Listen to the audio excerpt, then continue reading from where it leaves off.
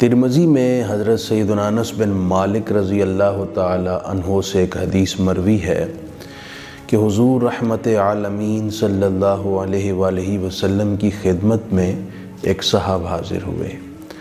عرض کی حضور ای الدعاء افضل، سب سے افضل دعا کون سی ہے؟ آپ نے ارشاد فرمایا سل ربک العافیۃ والمعافات فی الدنیا والآخرہ، تو اپنے رب کے حضور یوں عرض کر کے اے مالک مجھے دنیا و آخرت میں عافیت، خیر اور بھلائی عطا کر دے۔ وہ صاحب اگلے دن پھر آ گئے اور یہی سوال کیا۔ سرکار نے یہی ارشاد فرمایا کہ تو اللہ تعالیٰ کے حضور دنیا و آخرت میں عافیت مانگ۔ وہ صاحب تیسرے دن پھر آ گئے اور عرض کی حضور سب سے افضل دعا کون سی ہے؟ حضور نے یہی جواب دیا کہ تو اللہ تعالیٰ کے حضور عافیت مانگ، اور ساتھ یہ بھی ارشاد فرمایا فَإِذَا أُعْطِيتَ الْعَافِيَّةَ فِي الدُّنْيَا وَالْآخِرَةِ فَقَدْ أَفْلَحْتَ، جب تجھے دنیا و آخرت میں عافیت مل گئی تو تجھے اور کیا چاہیے؟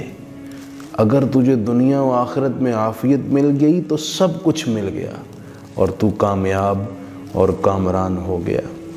سرکار دو جہاں صلی اللہ علیہ وآلہ وسلم نے یہ بھی ارشاد فرمایا ما سئل اللہ شیئا احب الیہ من ان یسأل العافیہ، کوئی بندہ اللہ تعالیٰ کے حضور دعا کرتا ہے تو اس مالک کے ہاں سب سے محبوب اور پسندیدہ دعا بندے کی یہ ہوتی ہے کہ بندہ اس کے حضور عافیت کا سوال کرے۔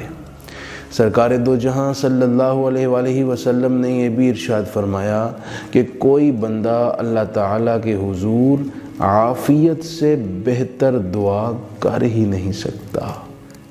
مطلب اور مفہوم یہ ہوا کہ ہمیں اللہ تعالیٰ کے حضور دنیا و آخرت کی عافیت کا سوال کرنا چاہیے، یہ ہمارے حق میں سب سے بہتر دعا ہے۔ موجودہ حالات کے تناظر میں جب ہر طرف کرونا وائرس کا خوف اور خطرہ منڈلا رہا ہے، ہر تیسرا شخص اس بات سے پریشان ہے، تو بالضرور یہ دعا کریں۔ عافیت مل گئی تو انشاءاللہ قلب و ذہن کو سکون اور چین بھی میسر آ جائے گا، اور یہ پریشانی آپ کا کچھ نہیں بگاڑ سکے گی۔ اللہ تعالی ہم سب کو عافیت نصیب فرمائے۔